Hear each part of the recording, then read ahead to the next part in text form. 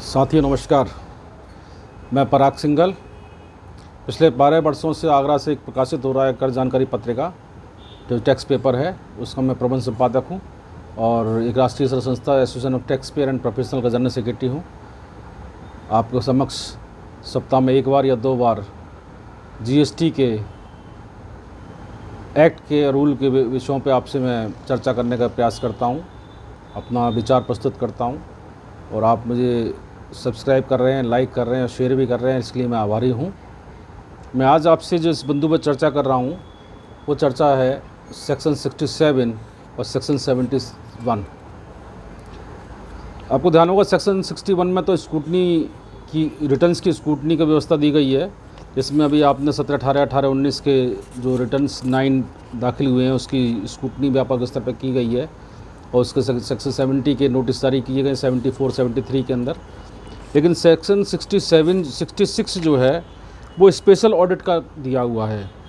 If at any stage of scrutiny, inquiry, investigation or any other proceeding before him any officer not below rank of assistant commissioner having regard to the nature and complexity of the case and the interest of the revenue is of the opinion that the value has not been corrected, declared, or the credit able is not within the normal limits, he may with the prior approval of the commissioner direct such registered person by a communication in the writing to get his record, including books of accounts examined and audited by the chartered accountants और एक cost account as may be nominated by the commissioner. मतलब इसमें commissioner द्वारा जो chartered accountant या cost accountant जो है वो अगर ऑडिट करने का व्यवस्था दी गई है। इसके साथ ही एक सेक्शन 71 दिया हुआ है जो मेरे विचार से अधिकारियों को व्यापक अधिकार प्रदान करते हैं। 71 है access to the business premises. An officer under this act authorized by the proper officer not below rank of the joint commissioner shall have access to any place of business of a registered person to inspect books of accounts, documents, computers, computer programs, computer softwares, while whether installed in the computer or otherwise, and such other things as he may require and which may be available at the such place for the purpose of carrying out any audit, scrutiny, verification and checks as may be necessary of the safeguard of the interest of revenue। राजस्व हित में वो कुछ भी करने के लिए अधिकार प्राप्त रखते हैं। इसमें सेक्शन 2 में जो सेक्शन 71 के सब सेक्शन 2 में दिया हुआ है, every person in the change of charge of place referred in the subsection 1 shall on demand make available to the officer authorise under section subsection 1 or the audit party deputed by the proper officer or a cost accountant or a chartered accountant nominated under section 61। जो धारा 66 के जो द्वारा commissioner द्वारा cost accountant या chartered accountant द्वारा जो authorise किया गया है उसको द्वारा कोई भी जो है कोई भी इंक्वायरी आती है या कोई ऐसी स्क्रूटनी में आता है तो उसके बारे में दिया हुआ है। तो ये सेक्शन 71 जो दिया हुआ है, मेरा प्रश्न ये है कि सेक्शन 61 में 66 जो है दिया हुआ है, इसमें 10 सब सेक्शन दिए हुए हैं।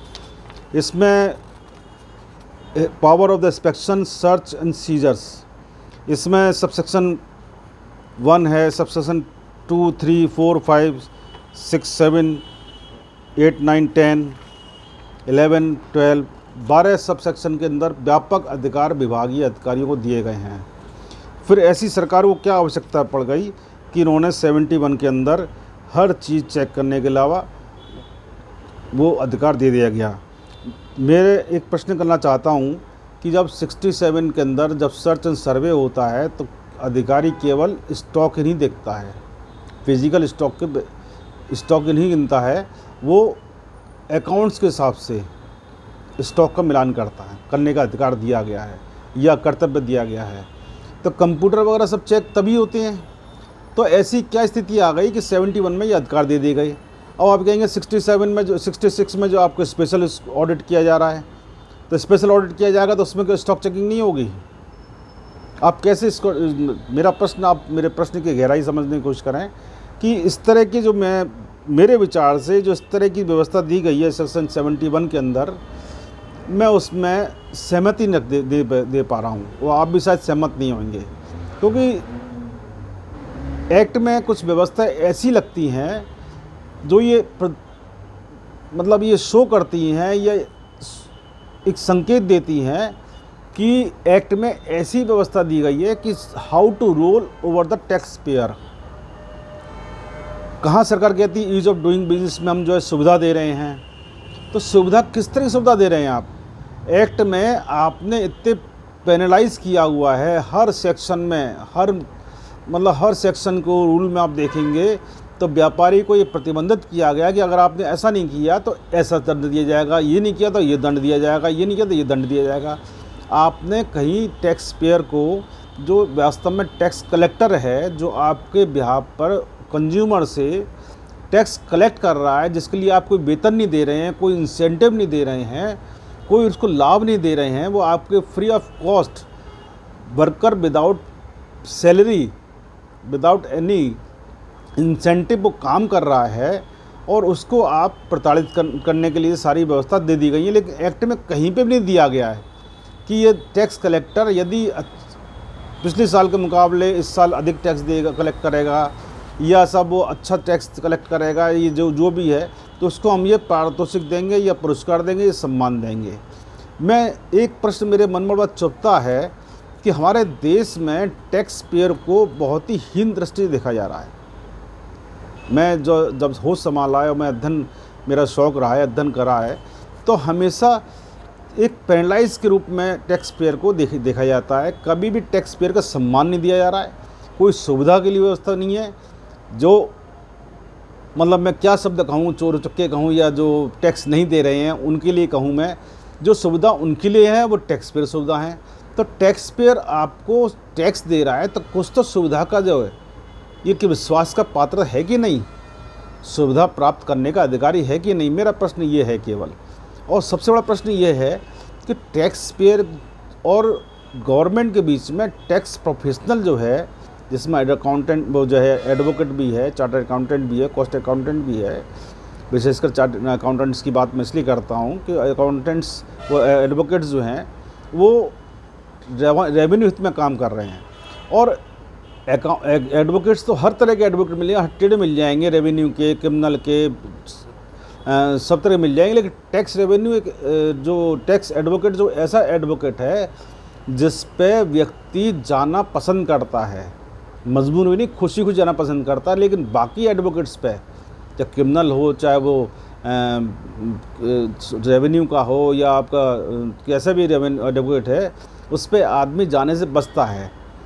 तो मेरे दोनों की ओर से अपील है सरकार से कि टैक्स पेयर को और टैक्स एडवोकेट विशेषकर या टैक्स प्रोफेशनल को सरकार को प्रोत्साहित करना चाहिए।